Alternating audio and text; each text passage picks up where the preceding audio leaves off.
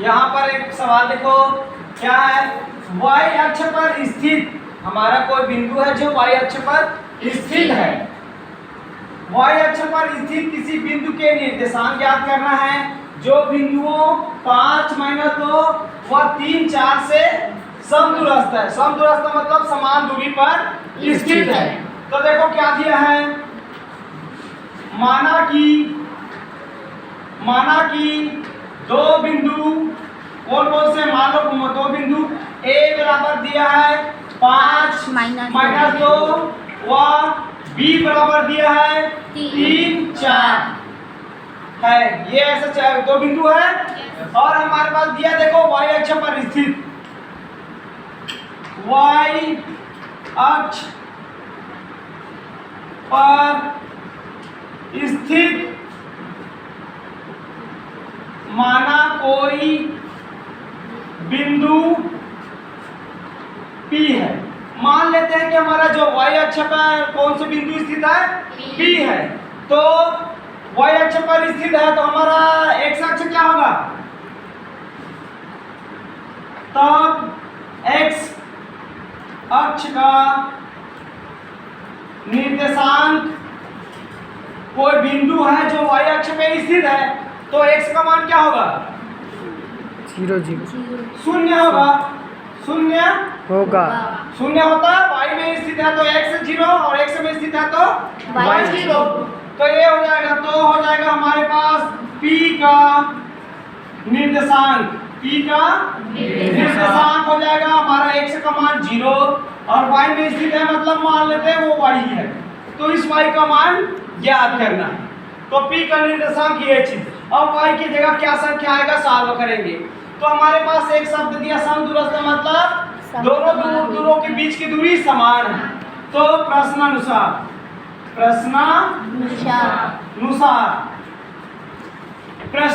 क्या हो जाएगा, हमारे पास P और A बराबर है P और B का, मतलब ये जो दो बिंदु दिया है वो समदूरस्थ है, मतलब यहाँ से इन दोनों के बीच की दूरी बराबर है। समदूरस्थ मतलब समदूरस्थ मतलब दोनों बीच की दूरी क्या है, बराबर है। तो चलिए इन दोनों की दूरी का फार्मूला लगा देंगे।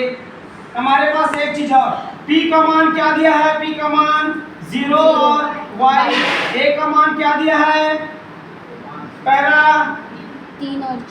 5 और -2। उसी प्रकार P का मान तो पता है, P का मान देखिए, P का मान तो 0 और y है और B का मान 3 और 4। 3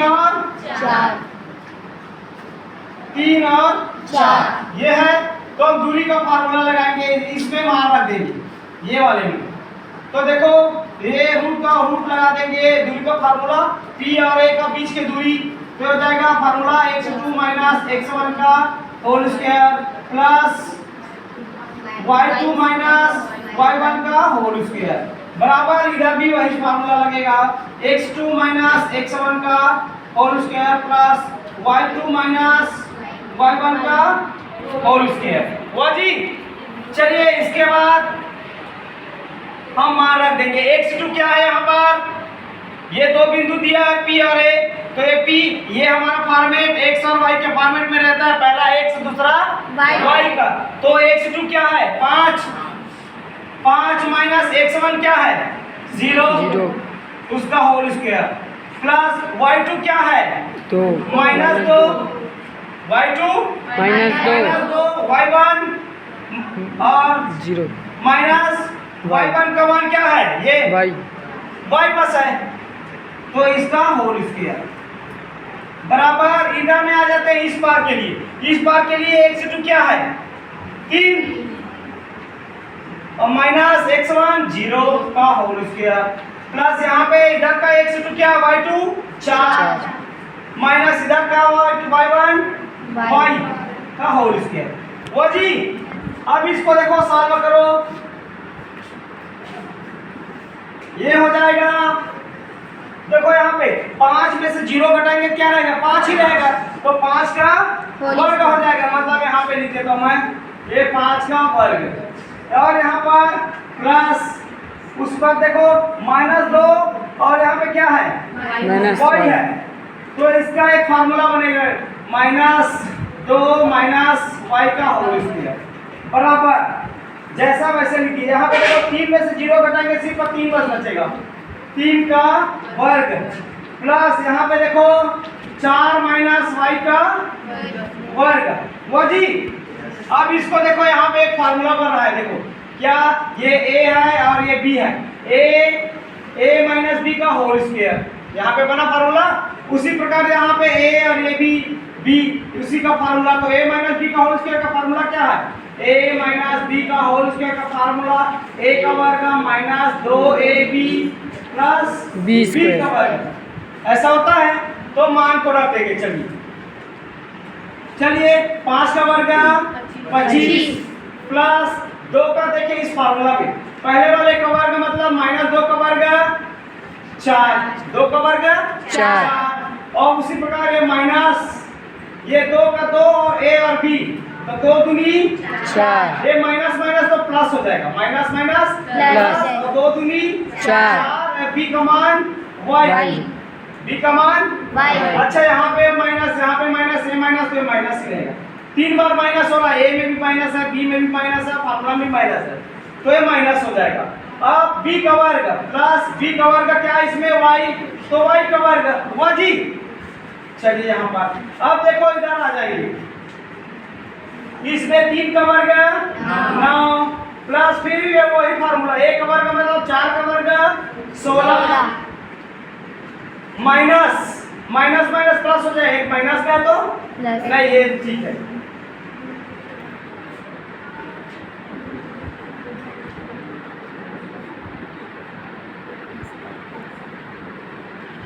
चलिए ये हमारा प्लस ही होगा, a का मान क्या है हमारे पास माइनस में, नहीं प्लस में होगा। यहाँ पे देखो ये क्या हो जाएगा 2 का, ये 2 का और यहाँ पे कोई संख्या क्या है 4, तो 2 चौक 8 और a का मान b का मान क्या है y। अब यहाँ पे y का वर्ग प्लस y का वर्ग। अब इसको सॉल्व करो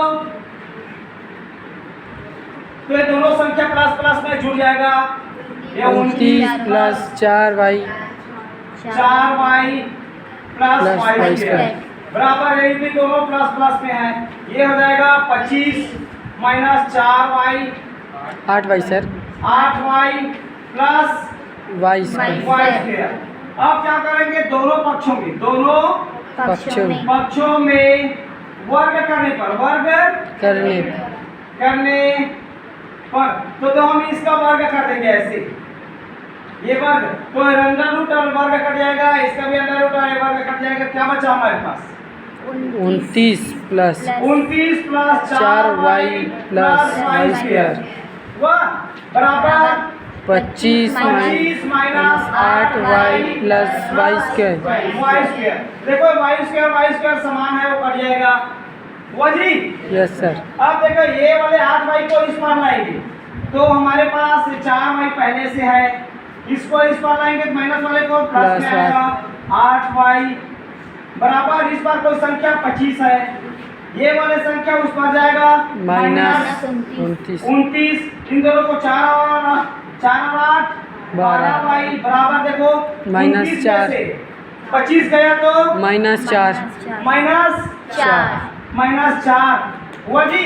अब देखो ये वाले तिर्यक गुना इधर चला जाएगा तो ये हो जाएगा हमारे पास y बराबर हो जाएगा -4/12 माइनस 4/12 आप काट दो, 4 एकम 4 या 12 तो y का मान क्या आया 1/3।